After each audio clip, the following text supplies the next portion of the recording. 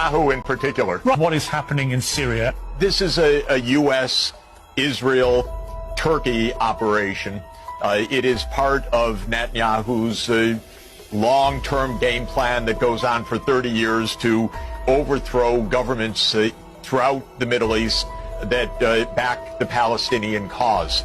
And they did apparently catch both the Russians and the Iranians and the Syrians off guard with this maneuver in recent days. At least that's what seems to be the case. But I'm sure that this is an Israel, U.S., and Turkish operation. Turkey has its own issues in this with the Kurds in Syria. For Israel, this is standard fare.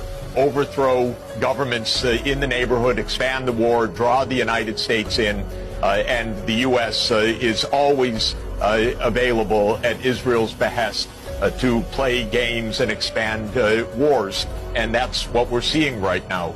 From what we can gather of sporadic and, of course, very incomplete reports, I don't think that this is going to topple Assad. There are reinforcements pouring in from Iraq, probably from Iran, probably the Syrian forces as well internally are regrouping after having been caught by surprise. But this is essentially at the core a Netanyahu operation. And wars are not fought out of sentiment. Wars are fought with money and armaments. And therefore you can always find major powers behind these wars. And in the case of Syria, it was Obama in 2011 who tasked the CIA to work with the Saudis at the time and with Turkey at the time to overthrow Assad. This was at Israel's behest, in my understanding and interpretation. But it required billions of dollars from the U.S., from Saudi Arabia, from Turkey, havens in Turkey, and so forth. And this is the normal point.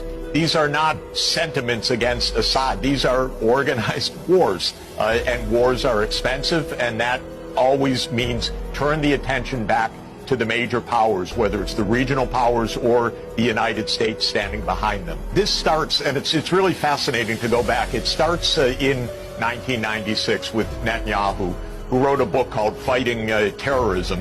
And the thesis of the book is quite straightforward and very dangerous. He says, you know, there's Hamas, there's Hezbollah, they oppose Israel. It's not good for us to fight them directly.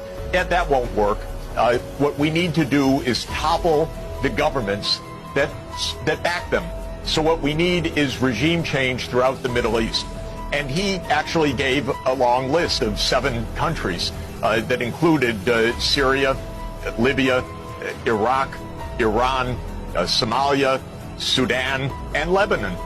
And systematically, the United States has done Netanyahu's bidding for almost 30 years now, going to war with every one of them except for the big one that Netanyahu so much longs for, which is the war directly between the United States and Iran. What we're watching is this crazy Netanyahu idea of regional war so that Israel can have its greater Israel, as they call it. In other words, everything is to stop the Palestinian cause, and the U.S. keeps being involved in these wars. And there was Jake Sullivan again today explaining, yeah, terrorists, who cares about terrorists? We're toppling Assad. And this is again for the Israel lobby, basically. Okay, but look, you're